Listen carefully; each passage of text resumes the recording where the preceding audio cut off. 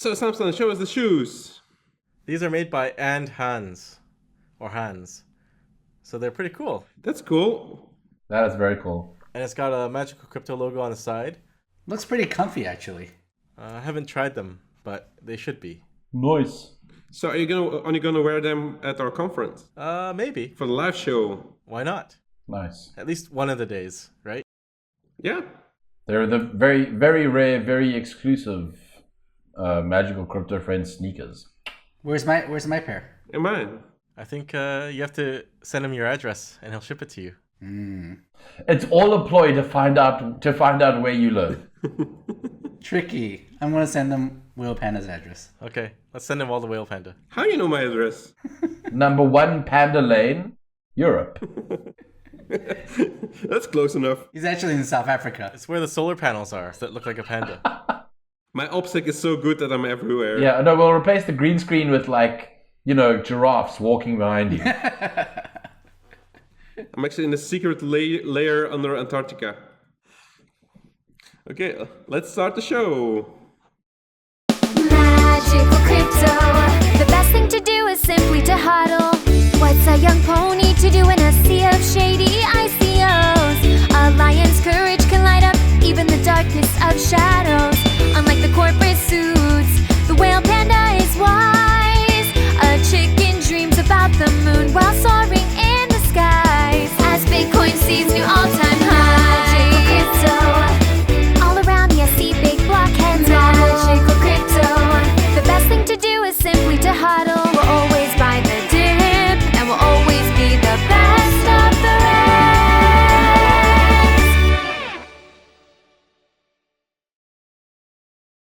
The best thing to do is simply to hodl.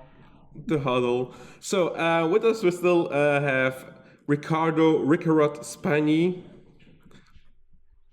with his dogs behind him.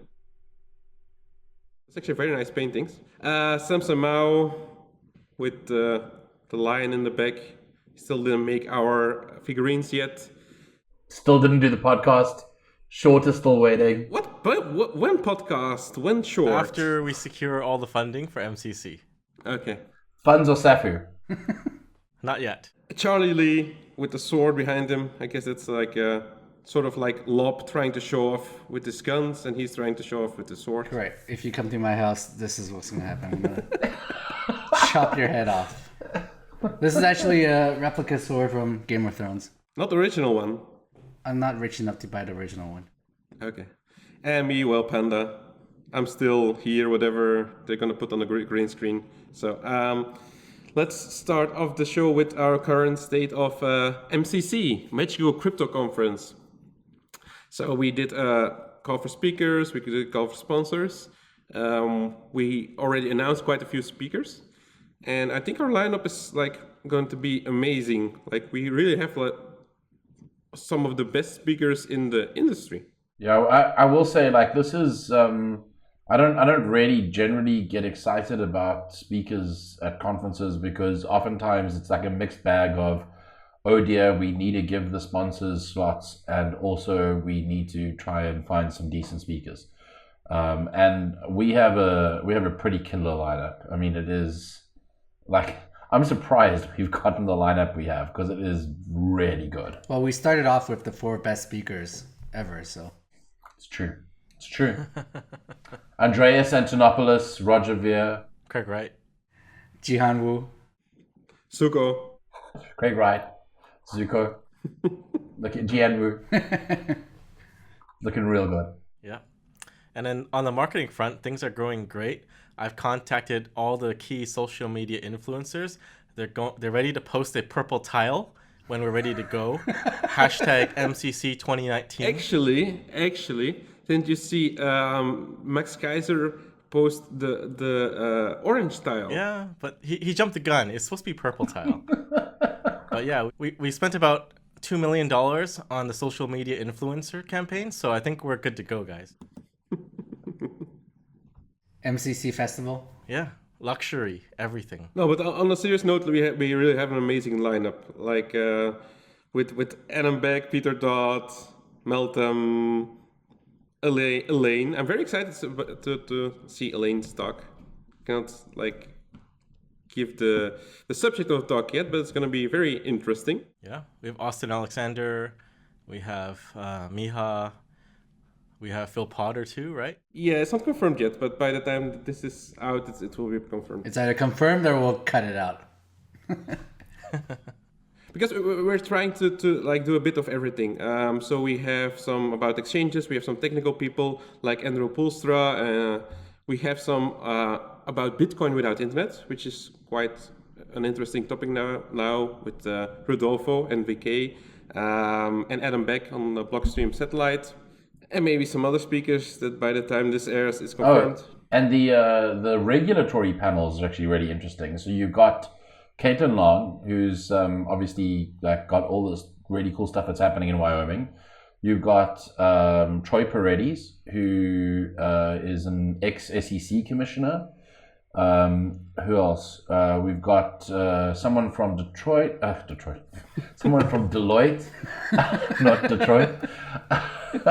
Maybe he's also from Detroit. Could be. And then we've got someone from Perkins Coie.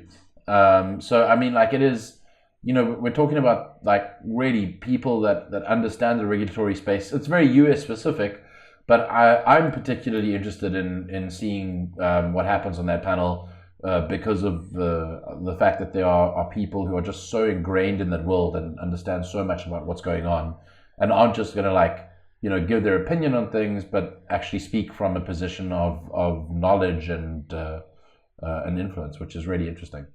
And a main focus will be on Lightning as well. So we have a couple of very good Lightning speakers lined up with some technical talks and some more business focused. So it will be a good mix of things, also mining, privacy, good mix of talks. Are we going to do a scammers panel? I want to, but Will Panda's vetoing it. What is a scammers panel? No, okay, wait. So in order to have a scammers panel, you need to have scammers in the first place. Otherwise, it's going to be like a very boring conversation about what is a scam. So if you can get like a Vitalik Buterin or a Joe Lubin or a Zuko there, then you can do it. I messaged Joe. He didn't respond. I said, did you want to do something with Jimmy at MCC this year? Do you want to be on our scammers panel? I didn't say that. I said you want to do something with Jimmy Song, but I didn't get a reply. Yeah, I mean, it's gonna be a little bit of a sucker punch if we convince some people to pitch up there to be on a scammer panel. It's a little mean, guys. Yeah, I'm not a big fan of it either.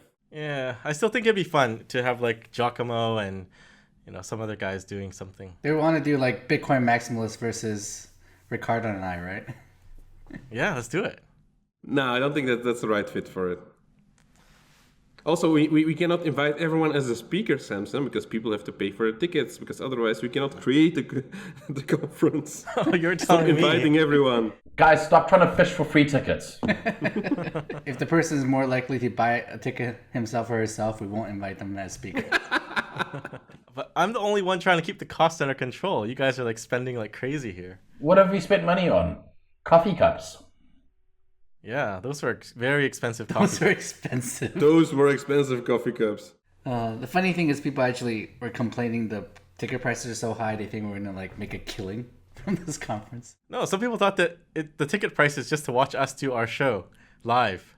Yeah, so that was actually quite funny. Yeah, so some people say like, why would we pay $300 to see like a live comedy show from crypto people? What are these guys thinking that they're doing? Well, no, it's a conference with a lot of speakers, not just us. Of course, we're the main attraction, but there are other people there as well. Hopefully. Someday our live shows will be like $300 just for an hour. Yeah, so our end goal is that we do a conference every 2 months on the 6 continents. So it's like a full trip a year, and everyone will come to watch us, and it will be fun. Or we'll just attend one of the 6 conferences. The other 5 will be attended by fake crypto friends. So so some people thought it was still expensive for $300, but I mean it's still New York, and we picked it because it's blockchain week there. I know there's also some criticism about location, but it's blockchain week. People are in town. We figured that since people are in town, it will be more easier to arrange speakers, which it has been easier. That's also reflects in our lineup. But New York is really expensive. We're really not making any profit on this. We have to be careful that we don't make a loss. Yeah, I think at this point it's unlikely that we'll even break even. So it's like we've really kept ticket prices as low as we can. And the other thing like to consider there is we do have tranches of tickets, so the prices are going to go up. There's that's set. There's nothing we can do about that. So I'd encourage people to get tickets early unless they want to pay more. Well, we could break even if you guys let me handle the finances. Like Will Pan is arguing with me. Just to give like a bit of background, Samson still has to reply to 5 emails I think I told him about 4 days ago. So. Yeah. And if we let you handle finances, then we won't actually have a real panda there. So that would suck, right? Yeah, and also, listen, the pony petting zoo is like, I'm sorry, Samson, it's happening. You can't come in at the last minute and veto my idea. No. Also, it's not a good idea to have the petting zoo next to the ball pit. I mean, that's going to be very... Well, the ball pit's okay. That's not that expensive. But the other stuff is, so we gotta cut it. Okay, and the whiskey waterfall? Now suddenly the whiskey waterfall's a problem. And we should have a scammer dunk tank, right? Yeah, that's the plan, right? Oh, that would actually be funny. Okay, let's move on. We talked already too much about this. So next up is Coinbase. Coinbase has been in the news a lot recently. So they had like the cloud storage backup. They had adding Bcash to their wallet. Then you had the Neutrino hacking team acquisition. And then Ripple. And yeah, then they listed Ripple. Then they listed Ripple. And then they said there was an interview with the head of sales, and she said like, "Oh, it might be security, but we have infrastructure in place for in case it is a security." Because they recently acquired. Also, they have a license now to sell securities, I think. And then they were talking about Neutrino, and yeah, we acquired Neutrino because our previous provider was selling customer data. She said it like it was a normal thing. Like, and so far, until now, they haven't responded to any... Well, I mean, they responded... That was the response. That was exposed. Yeah, we bought it because... Her going online was the response. And then she's like... instead of clarifying it and being like, well, we really like Neutrino. We don't mind that there are a bunch of human rights violators. That's okay. Instead of doing that, she's like, yes, we knew it was a risk. And also we lost a bunch of, customer data and let our previous partner sell it. The best thing was like Jesse from Kraken replying and saying they evaluated like 5 companies and Neutrino was like the shittiest one of them all. Yeah, it's actually interesting to read because he's blurred out the rest of the valuation. But he hasn't blurred out the Neutrino evaluation, and when you read it, you can see like they don't have a fantastic offering. I don't understand. I think they're probably just the cheapest to acquire. Yeah. No, but the problem I have is even if Neutrino was like the best offering, like why would you do that, right? Yeah. Like, you're just opening yourself up to just attacks, right? Yeah. And then like they doubled down on it, right? After people called them out on it. Yeah. They came back and said, we knew like who they are. We don't endorse what they did previously, but yeah. I don't quite get what they were thinking. So Charlie, you as an ex-employee, what do you think about the whole delete Coinbase movement? So the movement is because of Neutrino, right? Or is it? I mean, there's always been the... There's a lot of stuff. Well, yeah, it's a combination of stuff, but like the Neutrino was like the final drop in the bucket. So. The phrase you're looking for is the straw that broke the camel's back. Okay. I thought like people have been deleting Coinbase for a while now, right? So it's not like, I guess this Neutrino thing really like brought this back out, and people are more like just more upset about Coinbase and actually going out and deleting their accounts. But from my point of view, people who actually delete Coinbase don't actually use it anyways, right? So it's not really going to affect anything. Yeah, I mean, I have to agree there. I don't think that the people that are deleting Coinbase are going to have more than a very minimal impact on the bottom line. But one thing that is good that's coming out of this is people that use Coinbase. I'm sure that there's a large number of them that found Coinbase by Googling, but there were a bunch of them that found Coinbase because they clicked a link in a guide that was like, oh, buy your first Bitcoin on Coinbase. Here's the link. And friends and family that have already acquired crypto and then recommend it. So I do think there will be a trickle-down effect from the people that are deleting Coinbase in terms of what they start recommending to people. And I think people that are writing guides or creating YouTube videos will start recommending something else. So it is at least going to provide a slow shift away from Coinbase as a first point of contact for people wanting to get into Bitcoin. Yeah, so it's true because some people are saying like, oh, what is this going to have like impact on Coinbase? Not going to have any impact. But I used to trade on Coinbase because during the last bull market, the price on Coinbase was higher than on any other exchange. So I used to trade there. I closed my account. I didn't actively trade there anymore for a while. But when I was in the previous bull market, when the price was higher, I was. So yeah, still might have some impact, but minimal. I think I think you're underestimating the impact, because if you look at Cash App, they just posted some results. They sold 166 million worth of Bitcoin in 2018.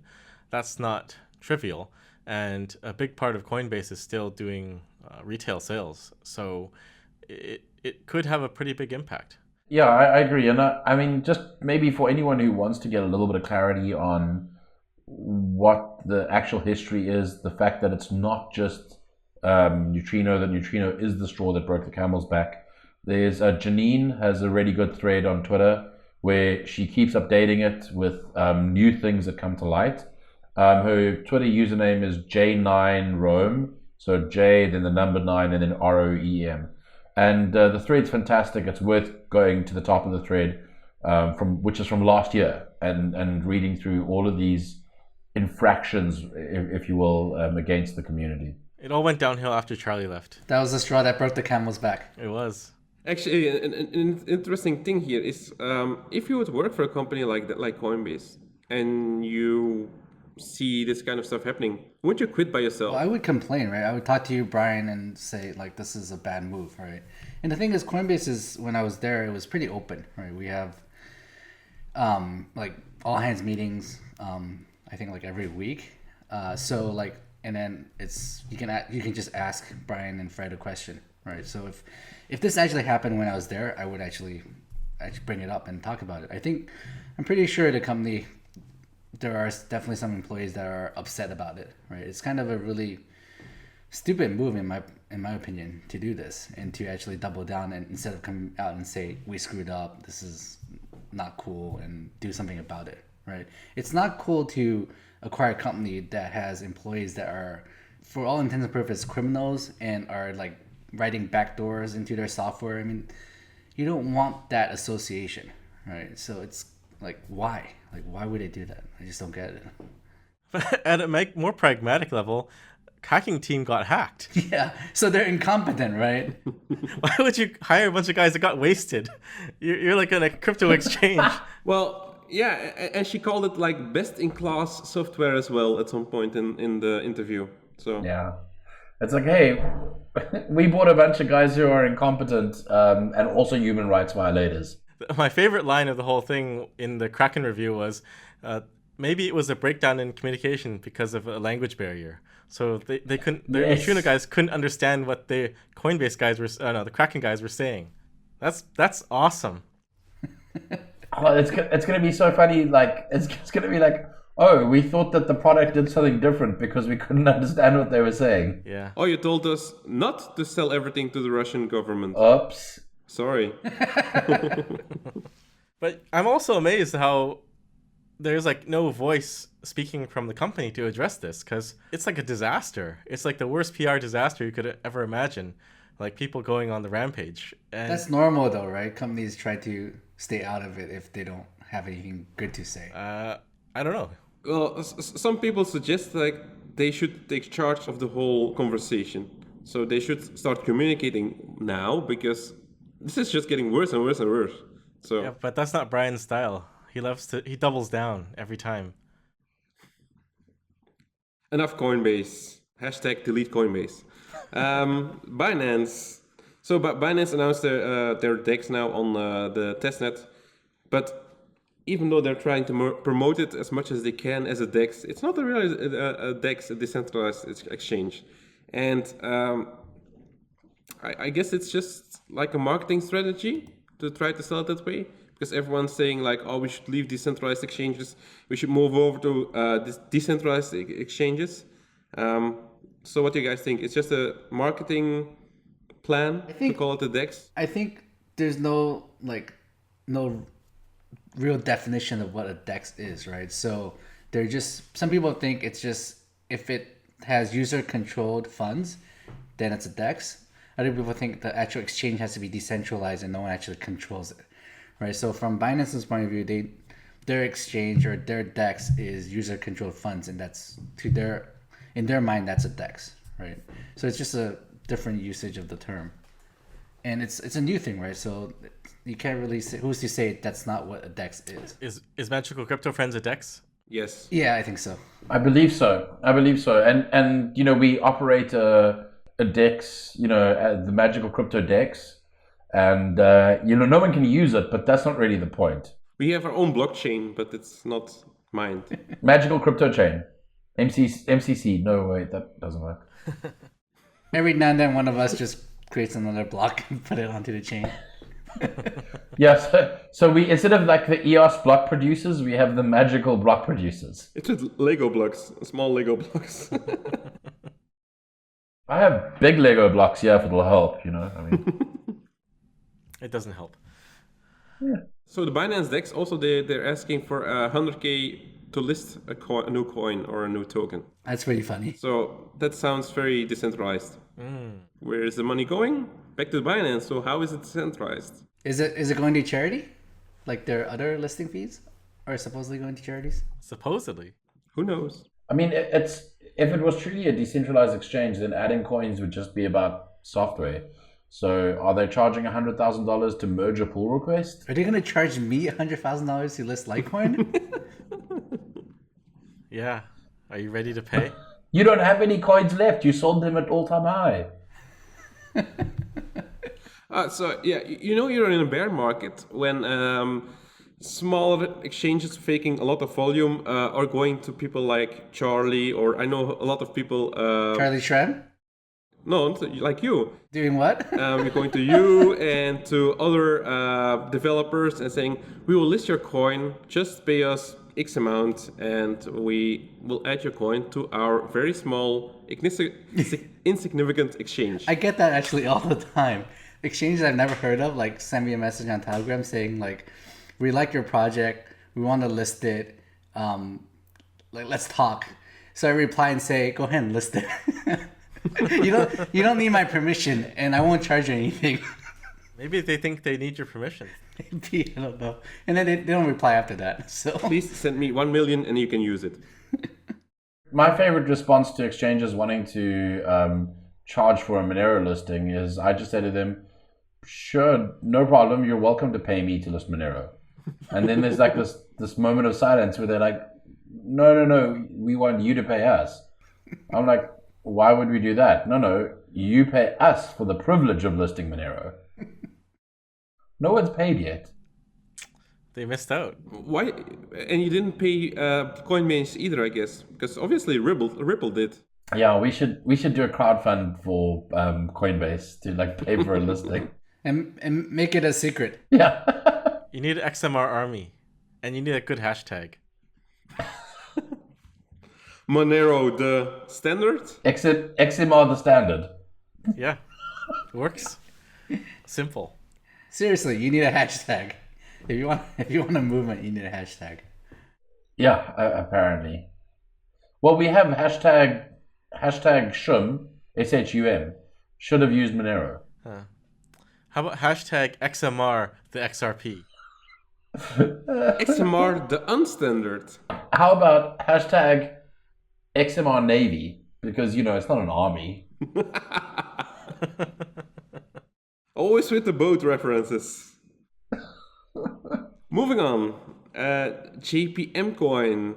So they announced a new stable coin, even though it's not even a real cryptocurrency. Because, it's about blockchain, not Bitcoin. So Jamie Dimon last year said a lot of crap about Bitcoin, and now they're creating their own fake cryptocurrency, which is basically a stable coin. Is it an ERC20 token? What is it? Anyone know? It's on a private version of Ethereum. Yeah, it's on Quorum or something. So it's a private blockchain. Yeah. But they have said that they expect that one day people will be able to use it outside of like their little internal thing. And so eventually everyone will use JPM Coin, and then it'll be hashtag JPM Coin the standard. But seriously, it's like a better version of Ripple. I'm not sure. I'm not sure. I'd rather use Ripple than use JPM Coin, but Oh my god, Charlie's a Ripple maximalist. buy Ripple.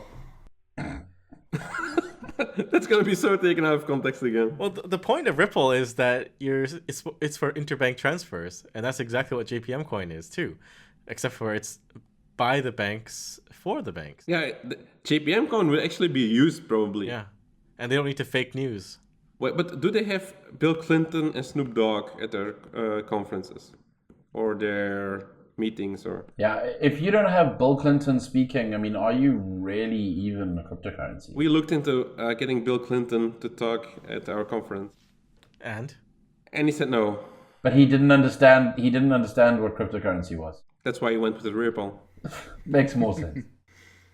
We should get Ron Paul. yeah, go get him. You saw that his speaking fee is 50K. 50K? I'll get him for 25K. We're already spending $2 million on social media influencers. It's another 20K, 50K doesn't matter. Speakers actually pay us to come to speak at our conference, though. We shouldn't pay them anything. It's like the Monero listing thing with exchanges. Yeah. You confuse them, right? And then they will settle at 0. So they ask for like 20K. We're like, you should pay us 20K. And then we'll like, okay, fine, we'll settle at 0. We'll give you a special price this time only.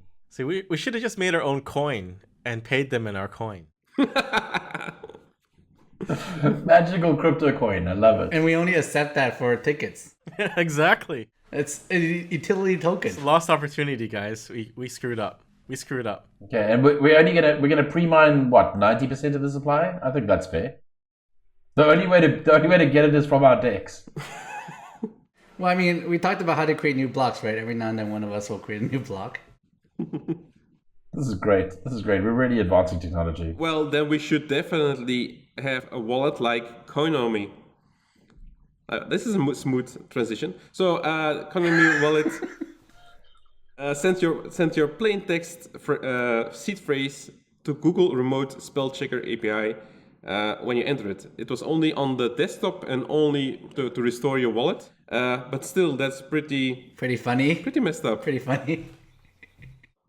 Yeah, it's funny and sad at the same time. Is it an open source wallet? I thought it was. I can't actually remember if it's open source. No, I think it was closed source. It's a brilliant idea. Like, what if I'm entering my seed and I spelt boat wrong? Wouldn't you want it to fix it for you? Come on. Did they do this on purpose to spell check it, or is it just they spell check everything you type in and it just happens the seed is also spell checked and sent to this? I think that they forgot to add a flag to the input box that disables that. I think you guys are doing it wrong. Usually when I enter my seed, I type it all up in a spell checker and spell check it and then put it into the wallet. So this just saves me time. Well, I Google my seed to make sure that no one else has it. It's not online, and then I use it, right? Yeah, that's a great thing. You don't want to enter the wrong seed. You might get someone else's wallet, right? Yeah. So if Google returns a result, then I know this is not my. I shouldn't use it because someone else has it, right? The other thing to do is post like the first 12 words of your 13-word seed onto Twitter. No one will be able to guess the last one, and then they'll be able to go like, "Oh, that's not my seed," and that'll at least then make sure that that's secure. Except the last word is a checksum, right? It's a checksum. Yeah. Shh, don't tell them that. Great advice, guys. I mean, I can see why everyone's watching this show. Well, I mean, there are some really bad like advices out there about how to like store your seeds, right? People actually talk about like scramble a little bit, or like put like you said, like Ricardo said, put 12 of them here and then like keep one of them, like remember one of them and put like write it down, like put it online somewhere, right? And so that you'll never lose it, and then like it's out there in the open, yeah. Or you create brain wallets by choosing like a popular quote. Yeah, that's even worse. The best way is to write a poem with your seed, and the first letter of every line is a seed, basically. And then you publish it, and you can always find it when you need it. Exactly. You know that now a lot of people are going to check like old writings from Bitcoiners and see if they can figure out something. Satoshi's white paper is actually a seed. Yeah. How could this go wrong, guys? How could this go wrong? The seed is in the white paper. The files are in the computer. Maybe his seed was the time banks on brink. He actually put it in the Genesis block. Did anyone try it? Someone's got to try it, right? It's actually just a hash of Craig Wright. I'm sure. Moving on. Let's talk about Lightning. It's been a while. So Lightning Torch has been past 260, 270,000 now already. I think most of us has had it except for Charlie. Nope. Who's been slacking. Nope. So, It's a scam. So, I'm not gonna touch it. but it's actually a very fun idea, and it's only been stolen once, I think, when it was very, like, only worth a couple of bucks. Now it's already worth like 200 almost. It must be I guess reaching because- the limit, right? The what it's called, the Wumbo limit. Yeah, that's an issue that we're running into now. That the routing is a lot more difficult now because of the size of the Lightning Torch. By the way, I coined the phrase Wumbo limit. Did you Yeah. really? That's a stupid phrase. I don't know. I started using it, and then other people started saying Wumbo limit. How'd you Even come Adam up with Back that? is saying Wumbo limit. How'd you come up with that term? I mean, it's the official term, right? Well, the Wumbo is the upgrade to remove the limit, and I just say Wumbo limit because. Oh, I that's see. I the- see. Yeah, but now I mean, there's still a limit, right? I guess it's a forcing function, right? The LN Torch is forcing the LN developers to increase the limits. Yeah, which is good. I mean, like I think that it's a good restriction to sort of keep things in check. I wish that the restriction was a little bit higher because then we could enable Lightning for tickets. But at $300, the routing becomes a problem already. Yeah, I think there's like a lot of complexity that people are not necessarily showing. I don't think people are just pasting invoices now. I think they're actually talking and debugging because a lot of channels don't have enough capacity to pass the torch. I know that when Adam got the torch, he had some challenges with it too. I think he had to split the invoice into two. But that's not a bad thing. I mean, people are talking about it, people are using it, people are debugging it. So it's actually a positive thing that it's being used that much. So Adam cheated by splitting the invoice in two. He took the torch and like split into two, and passed two torches to the other person. He segregated the torch. It's a segregated torchness. Yes, it is. But I think everyone is doing that now because of the capacity issues. So I expect it's just going to get harder and harder to pass it around. But also, we only thing we have to do is pump Bitcoin, and the capacity is higher, at least in USD value. But the limit is not USD. That's like a Bcash argument. And there's also been a lot of FUD about Bitcoin, but not about Bitcoin, but about Bitcoin all the time. I mean, about Lightning. So with the DAI guys, the XDAI guys, saying like, oh, this is being used more, and because we have an ERC20 token that's basically a stable coin on Ethereum, and everyone's going to use it, and hashtag DeFi, or whatever, how you pronounce it. And other coins have also been jumping on it. I guess it's because they see Lightning getting hyped and being used, and then feeling sad or worried that no one's going to use that coin anymore. I don't know. Yeah, I must say the Lightning FUD, like I'm always happy to have an engaging, interesting discussion with someone over genuine concerns about Lightning. But I mean, some of the FUD is so like low grade, like, oh, Lightning is a bank. Lightning is going to be subject to money transfer licensing. God, come on, guys. Or like there's patents around it or some stupid crap like that. I mean, yeah, Let's have a discussion about like technically what are the limits and the problems. No, I have no issue with that. But this low grade FUD is not. It's not entertaining. It's not engaging. Let's up the ante. Let's actually talk about interesting things. Best low grade FUD is that you can't make really big payments over Lightning. Yeah. You can't send $1 million over Lightning. Why would you want to send $1 million over Lightning? Because that's the vision. No, so there was this guy tweeting about it, that he has like an media agency, and he wants to pay salaries over Lightning, even though the on-chain fees are 5 cents at the moment. Yeah, I saw he that. still wants to use Lightning for it. But what you have to understand that there's not even that much liquidity now. But if the fees go up, people have more incentive to create more liquidity in the Lightning network, because the fees will also be higher. I'm pretty sure that guy he's either compromised or he's trolling, because if you're paying salary for an employee, you're paying, let's say, a couple $1,000s a month, you should be okay with a couple dollar fees. I mean, to send... Well, he was talking about contractors in the Philippines, so I don't think it's a couple of $1,000s, but at least a couple hundred, I guess. Yeah, but you should still be okay with like $1 to send a couple $100. And we're nowhere near. Lightning Network is...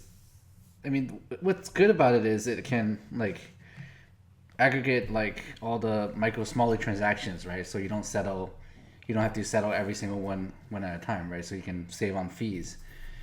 So things can scale, right? So, I mean, yeah, if you're paying a lot of money, you don't really need to use Lightning. Eventually, Lightning could potentially support, like, larger payments. But that's not the point, right? I think there's other interesting stuff that I'm seeing, which I think is pretty cool. And that's like BitRefill. You can go into BitRefill and use Lightning to pay for a Bitcoin gift card, which, is a normal like on-chain Bitcoin thing. So you can actually just use a third-party service to reduce the amount of money that you have in your channel, amount of Bitcoin you have in your channel, which is like totally unexpected that could even happen out of band. I don't think that was something that people really even envisioned in the design. So like there's stuff like that's happening that is like the way Lightning works now is totally different to what we're going to end up with and the way things are going to operate in a year's time. Yeah, actually, I have no idea how Lightning is going to work in the future, like how it's going to evolve. Things have been changing pretty quickly, and just, yeah. It's like comparing internet in the early 90s, I guess, to the internet now. Because Alex Bosworth, he tweeted something about, I can't wait to move to Lightning 1.1 and fix some initial issues or design issues. And Tej, one of the creators of the white paper, he was kind of annoyed. He was triggered. He said, triggered by fixing some technical issues with it. But it's like, it's evolving. He said, like, I'm not dead yet. Because I think, what did Alex said? Like, I forgot what his tweet, but basically it hinted that the creators are dead. Like, Satoshi is dead. And creator of Bitcoin is dead, and creator of the Lightning Network is dead. So. Yeah.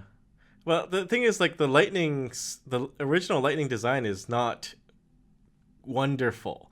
So Christian Decker, he's one of the guys working on C Lightning at Blockstream. He actually like invented Lightning also. His paper was like multiplex payment channels or something like that. I forgot the name exactly, but he submitted it for review. So it was still under review when the other Lightning paper came out. But basically, he wrote it before that. So that is the basis for a lot of the L2 stuff that is in the L2 design.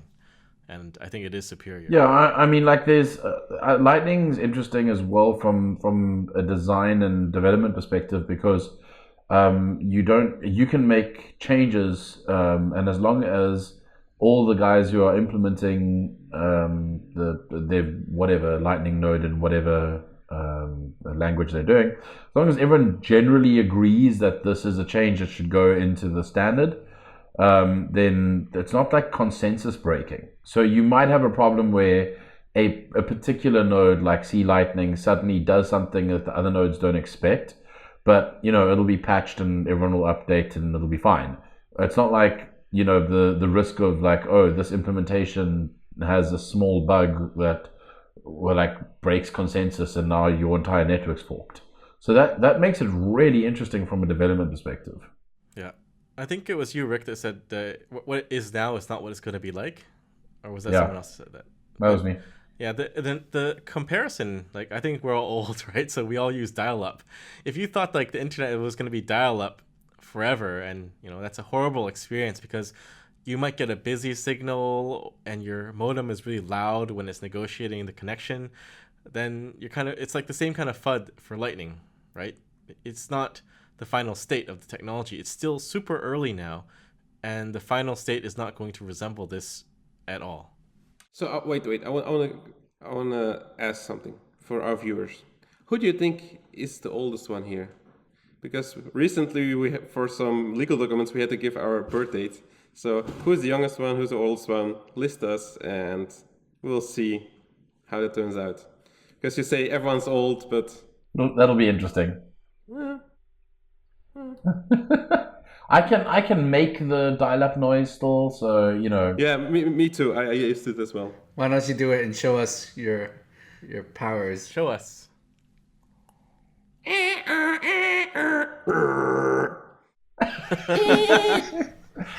That's not bad. Not bad.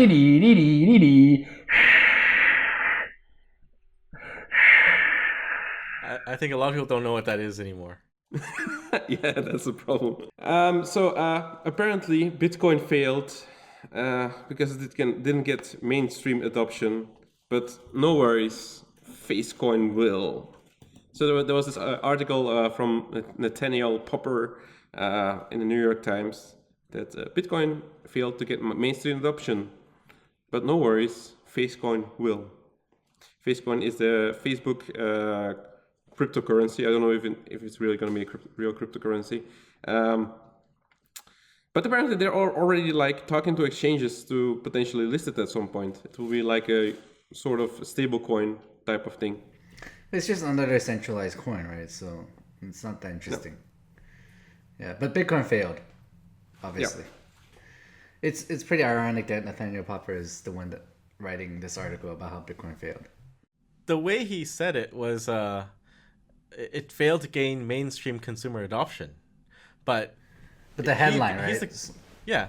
Well, no, he said that later on in a tweet or something. But yeah, he, like you said, he wrote the book called Digital Gold. If Bitcoin is digital gold, what qualifies as mainstream adoption? Like, I don't use gold every day. Do you? I do, but that's another business. I also use diamonds every day. That's for another business, man. Show us your bling. I don't have them around here. They're blood diamonds. They're all red. I think Rick has blood diamonds. As a real South African. No, I mean, I said I have blood, guys, not blood diamonds. You're misremembering. His dog's wearing them. You can see in his collar, in their collars. Actually, wouldn't that be a good way to like get some hardware across the border, like in the color of a dog, like to have like an open dime, something somewhere hidden to go through customs or something like that? Except they quarantine the dog for a while, right? If you travel cross borders, so that's not that smart. They're gonna quarantine your diamonds for. You're like, oh, you can take the dog, but I'm gonna keep the collar. Not always. I mean, you can take them on the plane. You can just take them in the main cabin if they're small enough. Well, cross country, like if you go to a different country, they will quarantine, right? Yeah. It's not that simple to travel. Why don't you just swallow the open dime and then you can retrieve it later? That sounds like a less fun way to retrieve it. It's basically a prison wallet. Yeah, just like Pulp Fiction, right? Back on topic. So Facecoin. No, Facecoin is boring. Let's move on No, to there's the one question. more thing. Like Facecoin is not Facebook's first try. So if you're in game development, you know Facebook tried Facebook credits back in 2000 and, what was it, 2008, 2007 or 8, and it kind of failed pretty miserably. So there's really no difference between Facecoin and Facebook credits. But blockchain. Oh yes, that makes a huge difference. Okay, moving on to the questions from the audience. Yeah. So this is a three-part question from Mitch Bradley. First, Panda, how many seconds of outside until you're sunburned? This was because last episode I was red. Yes, I was red because we were in the Caribbean and we have been shooting a video all day. Rick can confirm that. Yeah. And we were like in the sun the entire time. So I burned pretty fast, and it's winter here, so I burned pretty fast. But that was really just because I was in the Caribbean outside all day and didn't have any sunscreen on. So Yeah, dude, that was And you're that drunk. was like 6-7 hours in the sun. And yes, I mean to Charlie's point, you'd had some alcohol, and so you probably didn't notice that you were burning. no, we went to the dinner after. That's where I drink alcohol, not before. So you didn't answer the question yet. Probably an hour. So 3,600 seconds. Charlie, you're smart, but lots of your followers and people that reply to your tweets are not. Do you ever sympathize with central bankers after Twitter interactions? Sympathize with central bankers. I'm not sure what that means, but like, So you are a banker now, It- right? You own a bank. yeah, I guess. But it is funny though, because I try to make like witty tweets, and I know that when I post that tweet, like 90% of my followers will not get it, and would just think I'm stupid. And the 10% of people will actually think that my tweet is hilarious because they actually get the joke.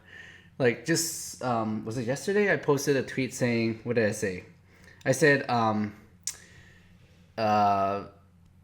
everyone should just learn English because bear with me. Yeah. Everybody should learn English. It will make the world more efficient. Other languages have no reason to exist. And then I put a smiley face. And then my next line is American English is the real English, and I put a joking face. So my point was I was laughing at both Bitcoin maximalists and Bcashers. Pushing your multi-coin right? narrative. Yeah, pushing my multi-coin narrative.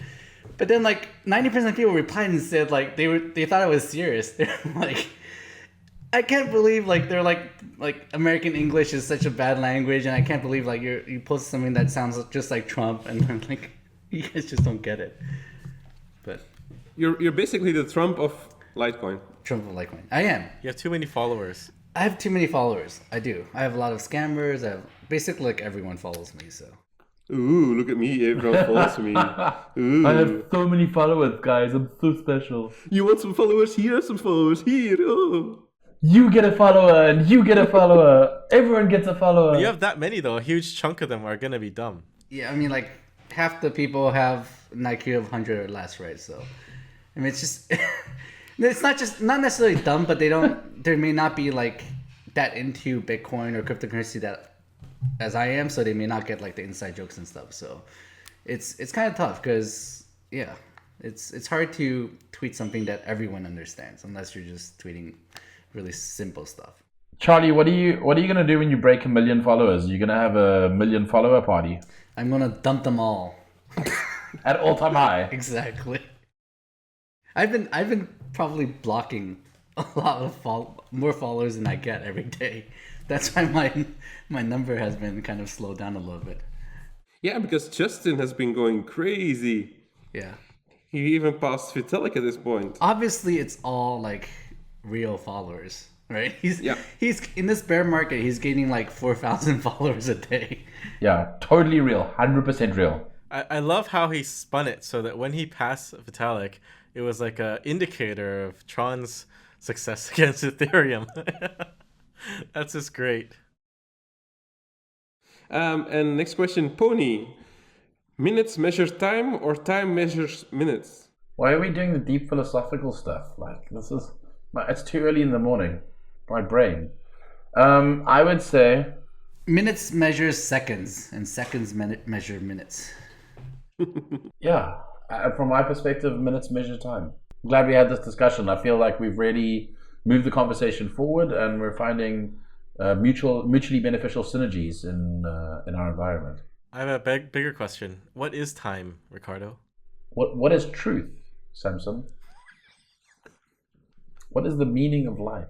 Time is proof of work. 42. Done.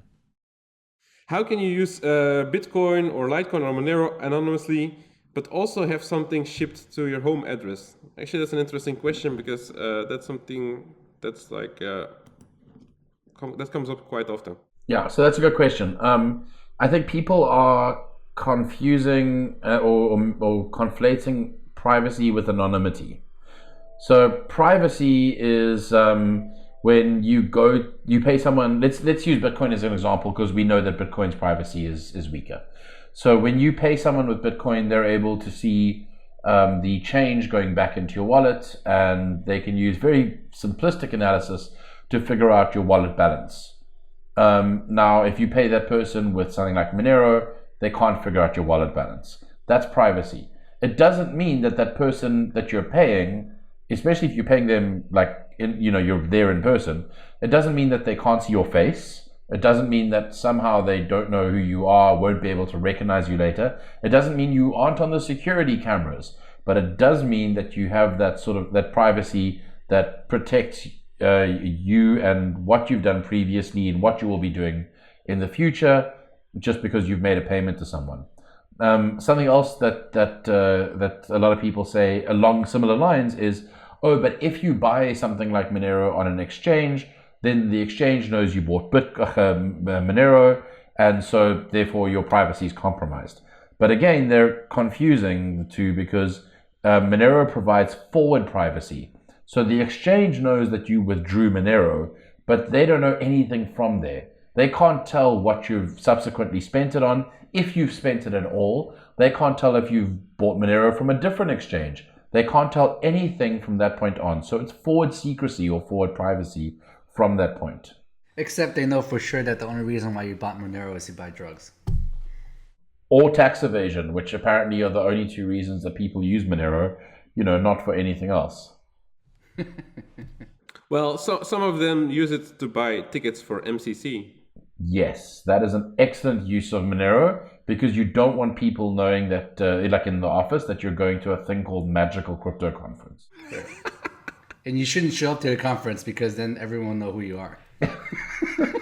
But the real answer to the question is you order it, you ship it to Ricardo's address, then you email his personal assistant and say, when you get the package addressed to Samson, please forward that package to my home address. We actually did that once. I had stuff shipped to... Yeah, you had stuff shipped to me that I had to forward to you. It was the most bizarre thing. And it wasn't even drugs. Did you open it to check? Yes. The real answer, the serious answer is just use a PO box if you're in the US, right? The real answer is you shouldn't use any of that crap. You use a credit card. Do you know there are awesome credit cards? Like some give you cash back, some give you points, access to lounges, travel insurance. It's amazing. Dude, you are gonna get so much flack for that comment. There are gonna be a bunch of people piling on and being like, see, Bitcoin maximalists want you to use credit cards. I didn't realize Jimmy Song is on our show. Credit cards are great. But PO boxes are more for the US, I think, because I don't think we can get anything anonymously here at least not here in Belgium. So they always need some ID or something like that. So yeah, it's more complicated here. So you shouldn't buy anything you don't want anyone to know where you live. Or you have it sent to your neighbor, and then you just monitor the mailbox and get it out of the mailbox when they deliver it. So steal their mail. Yeah, basically. What we need is a blockchain with its own token that incentivizes people to get mail for other people and forward that onto others. Uber for mail. Oh my God. Isn't that basically what drop shipping is doing? It's a bit different. This involves a token and a blockchain. Okay. Okay. It's got to be decentralized, guys. And the only way to accomplish that is through a blockchain, as we know. No decentralized applications existed until blockchain. How strong is the OTC market yet? I think there's a mistake in English. And will be in the future, and how much influence does the OTC market have as on the regular crypto exchange market? I mean, like, if you take a look at a place like Venezuela, I mean, local bitcoins is kind of the only way to get Bitcoin, or not only, but it's a significantly sized chunk. It's probably the majority of Bitcoin, of all Bitcoin acquisitions being done there outside of ATMs. I think and mining. this question is more about like someone buying like 50,000 BTC blocks or something like that. The large OTC trades. Yeah. I think with OTC trades, like one of the party is very likely using an exchange to settle the trade, so it's going to affect the actual underlying price, right? So it's not like OTC trades are just off the market and won't move the price. I'm pretty sure they do move the price. So yes, and there are also quite a few just trying to influence the market, like they're putting up fake buy or sell orders. And then people will say like, oh, there's a 100,000 BTC sell order. They're trying to sell 2-3% under the market price. So they're hoping to try to influence the market that way. A lot of fake orders, or especially in the bear market. Charlie's right though. A lot of the OTC desks they need to source coins from exchanges too, and multiple exchanges, because they don't want to move the market when they're buying or selling. So they do need to do that.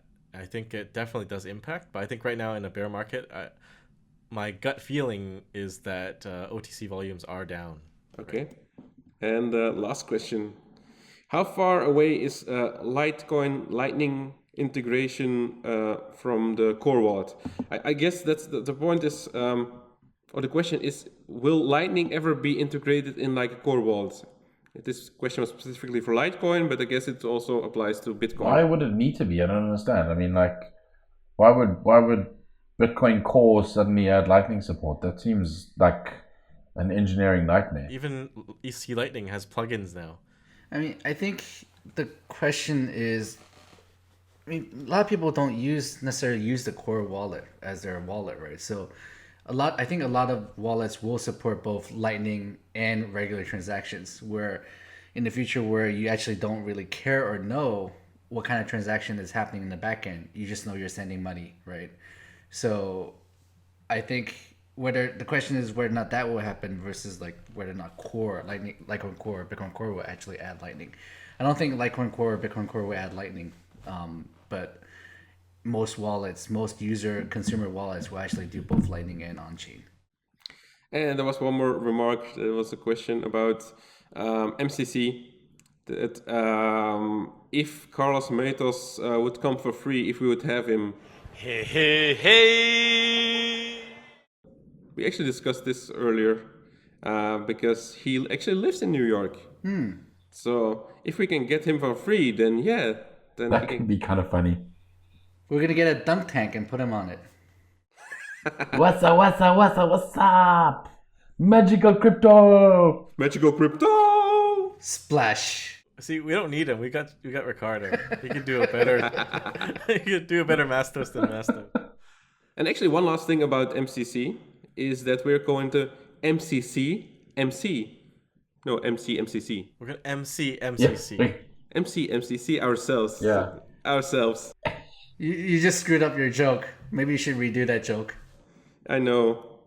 So one last thing about MCC is that we're going to MCC ourselves. Yep. We feel it's very on brand to have us do that. And we're going to dress up as our character. No, so not. Actually, no, please not. I read a tweet that someone was like saying, like bashing on our podcast, and he was saying like these like adults dress up as like characters for this podcast. And it's he was like bashing us for doing something so stupid like that, and apparently he hasn't even watched any of our podcasts, so he's just assuming we're dressing up as our characters. Why would anyone be that dumb? Please don't give Samson any ideas, please. Samson's already thinking about it right now. Thinking about what? I can see his brain. No, I'm just thinking, I'm thinking we're not going to dress up as a character because I'll have to get someone to make it, and I don't have time. That's the only reason. That's the only reason. That will be for next year at MCC Europe. Actually, depending on how well this conference goes, we'll figure out what we're gonna do next year, right? I mean, I'm not sure if we're gonna do it with consensus. It seems like such an expensive place. So, and if this bombs, then I don't know if there's going to be any more. Yeah, this will be the first and only annual conference. Then we will all delete our Twitter profiles and disappear. Someone asked me, why are you so busy? And I said, these 3 idiots said, let's do a conference. Actually, whose idea was it? I don't think it was mine. I actually think it was yours. No. Charlie? Really? No. I think so. It's definitely not mine. It was. You have to go back a year, like you said something after consensus, like, yeah, it sucks. Maybe we should do our own thing. Sounds something like you would say. Maybe. No, it was Samson's idea. He tweeted about it, and everyone was like, "This is a good idea, and let's do I it." tweeted about it, but I don't think it was my idea. It will be fun. At least we have amazing speakers, so you should definitely buy tickets now. Buy tickets now. Click here or here. We're gonna lose a lot of money, but it's gonna be fun.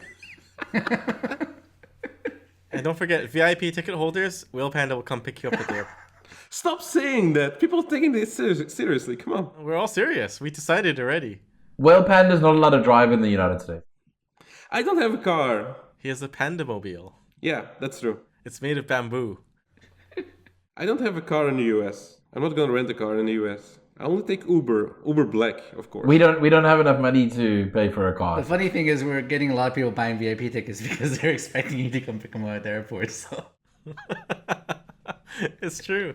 That's Samsung's problem. Has Samsung tweeted it? No, you don't want to turn this into a fire festival. You got to deliver. This is gonna be a massive outrage. Delete MCC. MCC fraud. Okay, I think we're at the end of our show. So thank you for watching and see you guys next time. And buy tickets. Bye. Bye. Tickets. Jinx. Buy tickets.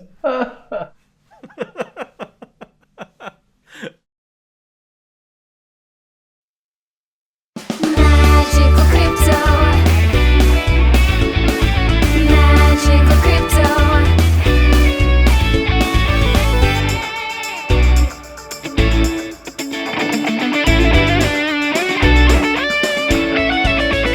Magical crypto will always be the best of